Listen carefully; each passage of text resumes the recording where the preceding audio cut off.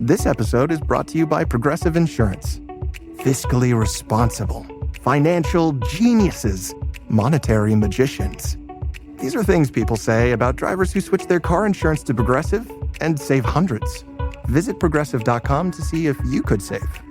Progressive Casualty Insurance Company and Affiliates. Potential savings will vary, not available in all states or situations. The records model is really based on something I heard, I think, whether it was on a podcast or I read it in an article back 5-6 years ago called revenue promiscuity. I love that term, and that just revenue coming in a lot of different ways. Now, a major part is grants, reader revenue, which is mostly our membership program, sponsorships, our partnerships with the business community, and we do events as well. So we're kind of pulling it in from a lot of different fields.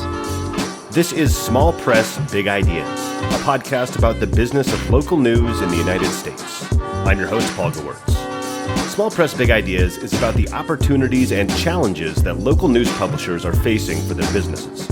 I'll sit down and talk with journalists, entrepreneurs, nonprofit leaders, and more in the local news industry to find out what's working, what isn't, and how the local news ecosystem can innovate and flourish in the 21st century. All right, today on the podcast, I'm joined by Joe Coughlin. He's the co-founder and editor-in-chief of the Record Community News Group in Illinois, I believe, right? Chicago area? Is that where you're at? Northern suburbs. I figured.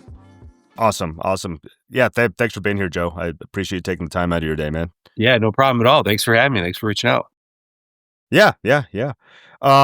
So we kind of just met a few minutes ago, so I don't know a whole lot about you. So I'd love if you could tell me and the audience just kind of about your background and career in local media, just in your own words. I'd like to hear it.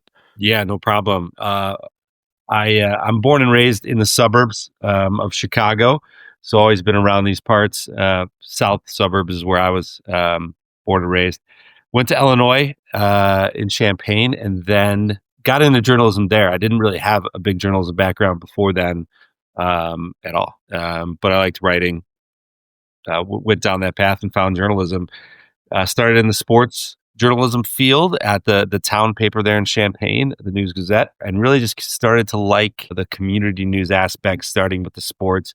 That built out a little bit after graduation and when I was freelancing back in around my hometown in the south suburbs. And then I caught on with this company that I worked with for 15 years, Second Century Media, and we did community weeklies all over the suburbs, and I was on the editorial and kind of moved my way up there. Really fell in love with the community news aspect, which when I think back to my teenage years, didn't think that ever happened, but really liked the impact that made, and still got to do sports too. So it wasn't like I had to abandon that, which was nice. And then that company closed at the beginning of 2020, kind of led to the forming of the Record and what we've been doing for the past 5 years up in the northern suburbs. Awesome. Yeah. And that was kind of my next question. I'd love to hear kind of that story. What led to you kind of founding it, and maybe just talk a little bit about the North Shore Record, or the Record North Shore. I'm not sure how to say it. Yeah. So yeah, it was kind of out of the ashes of 22nd Century Media. Got with a couple colleagues after digesting that info during the pandemic that we didn't have jobs. And what do we want to do? I knew I wanted to at least keep reporting to the people I'd been reporting with and for the past decade up in the Wilmette area, Wilmette, Winnetka, Glenview, that area. I'd been up there since 2010. And so we decided to come back and kind of build something based on what we learned about community news, how we wanted to build community news. I had been reading a lot before even that other company shut down, about new models, how it's working. 22nd Century Media was 90-95% advertising. So it was a very kind of legacy model that we went with. Obviously that shattered in COVID. How can we build a new model and just keep reporting and see where it goes? And that was how the Record came about. We launched 6 months after that company closed. We started with a Kickstarter campaign because we had $0 other than our own kind of time and efforts. And we were off and running from there. A lot of things have changed in the 5 years, but kind of that basis of community news, reliable, responsible, all that good stuff based on journalism fundamentals are the same. So you kind of mentioned there the pandemic kind of upending models, which everybody listening to this is probably pretty familiar with. What is the model now? You said it was primarily just ad driven. Like what's it look like now? The business Yeah, model. the records model is really based on something I heard, I think whether it was on a podcast or I read it in an article back 5, 6 years ago called revenue promiscuity. I love that term, and that just revenue coming in a lot of different ways.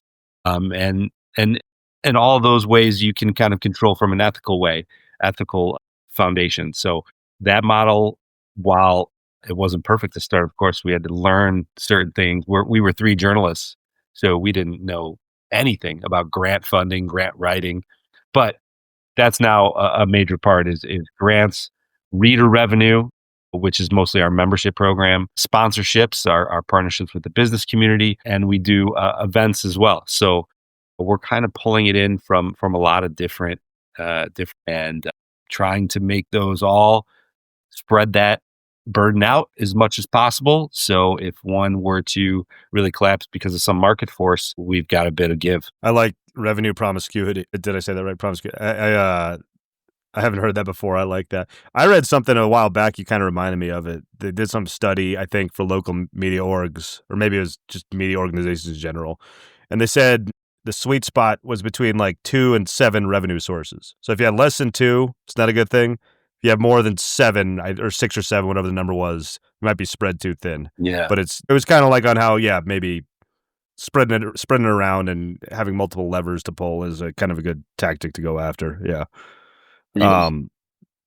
What's the organization look like today? Like reporting area, like staff size. You don't have to share like revenue numbers or anything, but just like what kind of scale are you operating at? Well, first, we're transparent. That was one of our big things. So if you want to know budget numbers, I can hit you with them. I'm fine with that. But it is different from when we started. We could not, those first 2 years between 2020 and 2022, we were finding our footing in terms of the business aspect of it. The journalism was always there. That hasn't skipped a beat, but trying to fund 3 people off a Kickstarter didn't last long. And one of them was part-time, but Megan and Marty, my other 2 co-founders, are not with the company anymore, like actively. Martin is still our most prolific freelancer, God bless him, but they're not full-time. So that was the biggest change in the company, is kind of I was the one who stayed with it, and we weren't all getting paid all the time. And those were tough times, just trying to figure it out. But then some things started to work. I think when you're building probably any new business, but in this industry, you need that runway to prove your model, prove that readers will support it. That's our basic premise. Readers will support good journalism for themselves and their neighbors. You need the runway to get there and prove that. And I think we have now, but to start, we just didn't have that runway. So it's a lot different in terms of the people who are here. But the past 2 years, from 2022 to now, I guess that's 3 years, we've added a director of revenue, a director of development who's in charge of kind of revenue operations. We've added a community reporter, and we're expanding. We've expanded once into Highland Park, and we're expanding again into Skokie, which are 2 kind of sizable suburbs in the northern area of Chicago. So we're on the move, and a lot of things are happening pretty fast now. Awesome. So I was also curious when you said you did a Kickstarter to launch it. I don't think I've talked to anyone that's taken that approach, which is a cool idea. How did you, first of all, how much did you raise, and what kind of runway did you get out of that, or were you looking for to get out of that Kickstarters are scary when you first launched? because you have to hit that mark to get the revenue. It's not like a GoFundMe where it comes into your bank account. You have to hit a mark before you take it all. So you got to be kind of strategic with what number you set. So we just thought, and I hope we're criticized for this left and right because maybe we were wrong, but I think we set it at like 50,000 just so we could get a few paychecks, and then, hey, we're going to get a big grant. No big deal. That was kind of we were naive for sure. But so we set it, I think, at 50, and I think we got about 58 just to get us off the ground, to fund our website development. And things like that. We got the idea from another Chicago newsroom, also that came out of a closed operation, Block Club Chicago, which some of those founders came from DNA Info, which shuttered just a couple years before our company did. So we talked to them early. We're like, we like your path. We know you guys are 3 journalists or journalistic minded. And they kind of helped us at least follow certain footsteps to get there. And the Kickstarter is one of them. And I like that idea. It was stressful, but we did get there. So yeah. Local media publishers. You're already creating valuable local content. But what if I told you you're leaving serious money on the table every single week? Many local media outlets are only monetizing part of their inventory. Your stories are amazing and important to your communities, but they live and die on the page or in social. That means your ad space is maxed out, even though your content isn't. That's where localpod.co comes in. We turn your existing content into branded, automated podcasts with no extra work from your team. And we help you sell brand new audio ad inventory that didn't exist before. That means more ad revenue, deeper audience engagement, and zero added production time. If you're a local or niche publisher and want to grow your revenue without adding to your workload, go to localpod.co and book a free call. That's localpod.co. All right, back to the episode.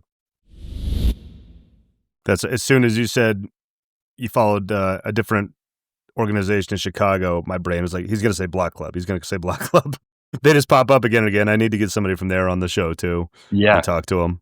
They're yeah, they're doing good stuff. Yeah, they're doing good stuff over there. So in terms of, you talked about the revenue, the different revenue things. Have you experimented with stuff that hasn't worked? Like what's worked and what hasn't? Like you said, reader revenue, business partnerships and stuff. Yeah.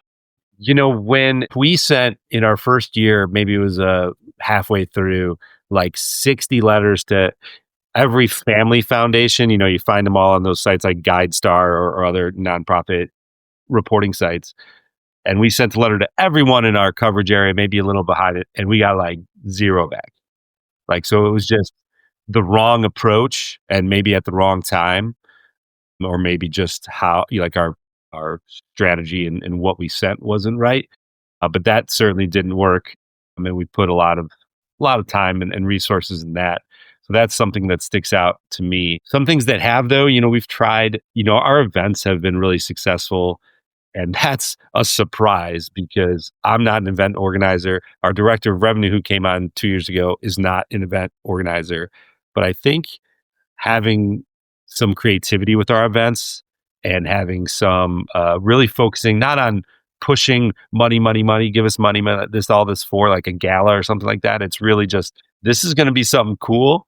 And maybe you have to buy a ticket and that's the revenue.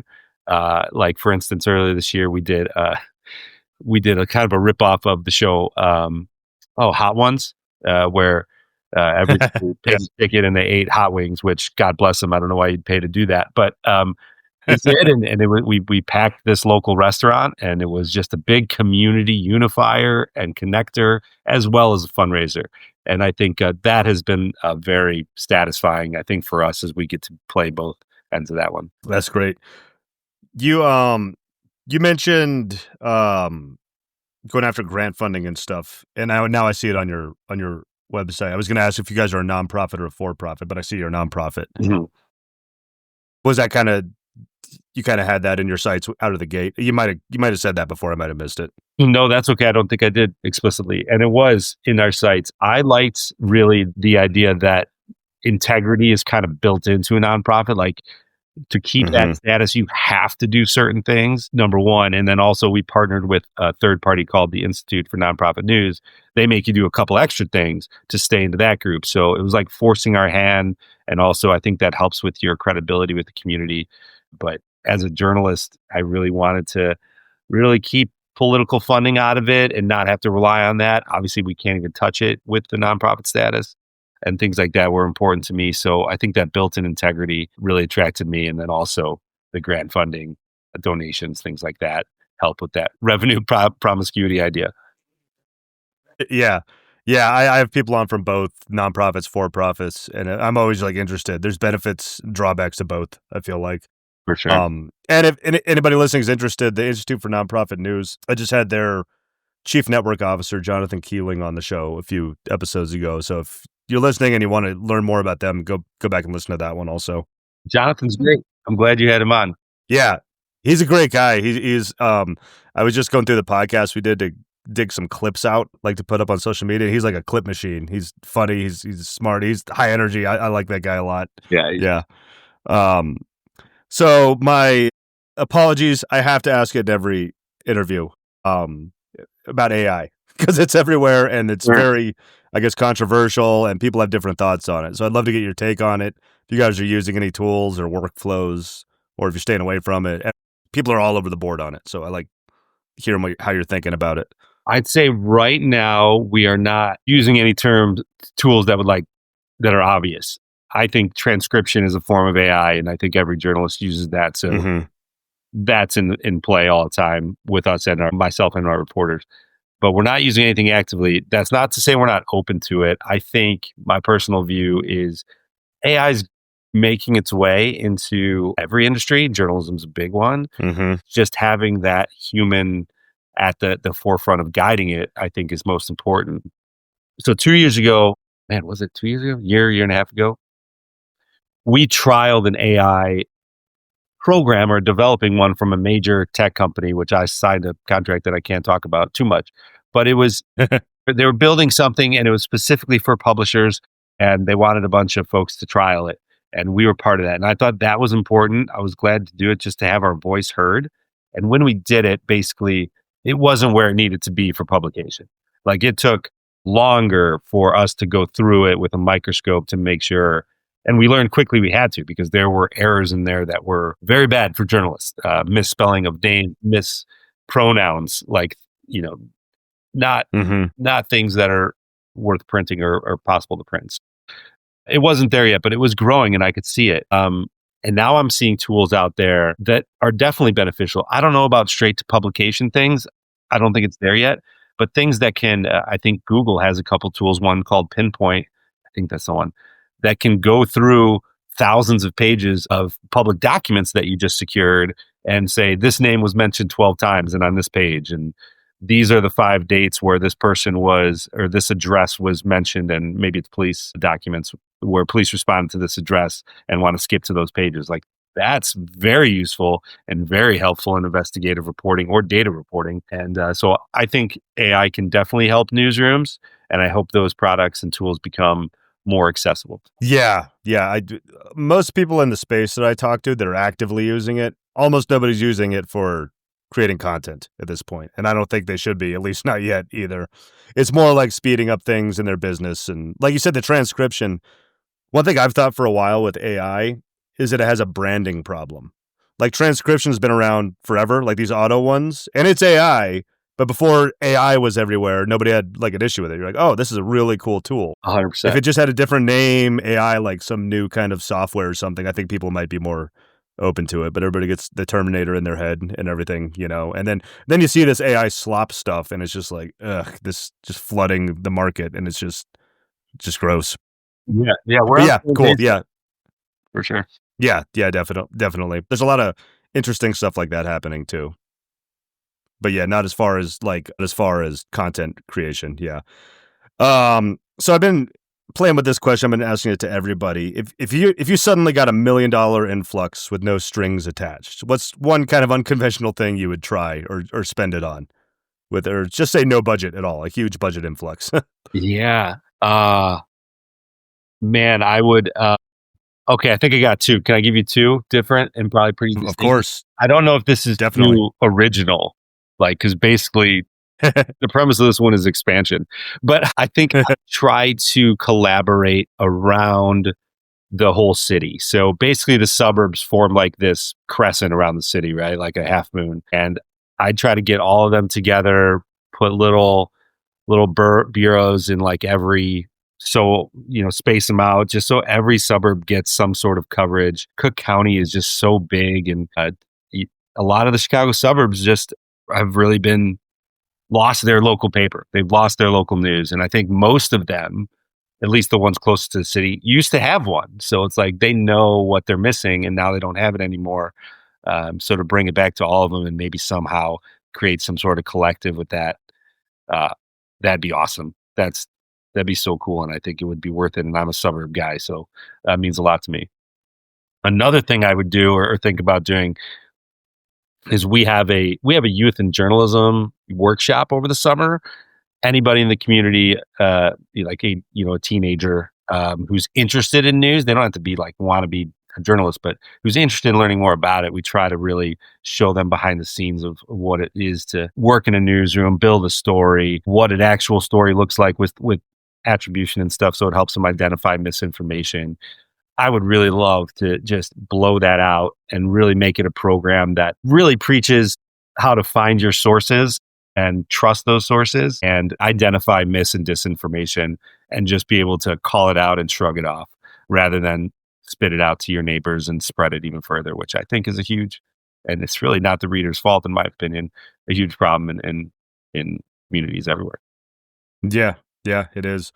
Yeah, I need to, like I said, I've been playing with that question, and everybody's like, well, I don't know if this is unconventional, but so I had a similar answer from a lady this morning. She said, yeah, basically expansion. Then she said something very similar too, that I think she has a newspaper also, and she does, she has one page dedicated just for the local high school, and all their reporting goes in it, I thought that was kind of a cool idea. I think you see it in print and everything. But yeah, that's some great answers, man. Great. Well, we've gone through just about everything. I did have another one come up since you're from Chicago and you're a sports guy. You Cubs or Sox? I'm a Cubs fan. I've been a Cub. I mean, I'm a diehard Cubs fan. Yeah. So it's been a tough couple days, but hey, we're in the playoffs again. I guess that's good. Yeah, I haven't been following so much. I have 2 toddlers, so I don't have time to follow sports as much as I used to. But I didn't see what happened the last couple days. Apologies. That's okay. We made it to the next round, the second round, and the Brewers have taken it to us for a couple games. If it makes you feel any better, I'm a lifelong Colorado native, and I'm not even going to talk about our baseball team right now. It's just depressing. I understand. But the Broncos took out the Eagles the other day, so that was cool. What a game. That as a win. Yeah, it was. It was a good one. It was awesome. All right, man. This has been great. Where can people find you online? What do you want me to link to? Where do you want anything you want to promote or anything like that? Yeah, if you're interested in the suburbs of Chicago news, northern suburbs specifically, you can go to the recordnorthshore.org. We publish daily. We're so local, though. If you're not interested in that, there's probably nothing for you. We're very local. So you can find us there. You can find me. I'm on X at JoeC23, or email me, joe@therecordns, which stands for North Shore. Great, man. I'll link to all that stuff. So if you're listening, you can just scroll down and click on any of those things and check it out. Yeah, it's a really cool publication. Joe, thank you so much for your time. This was really fun. It was good talking to you too, getting to meet you. Yeah, very fun. Nice to meet you. Thank you very much. Yep. Cool. All right. Thank you for listening to Small Press Big Ideas. You can subscribe on Apple Podcasts, Spotify, or wherever you listen to podcasts. If you'd like to help the show, the best thing you can do is to tell a friend or colleague and just take a few minutes to leave a rating and a review on whatever platform you're listening to right now. It only takes a minute out of your day, but it really does help the podcast grow and reach more ears. Check back for new episodes every Monday.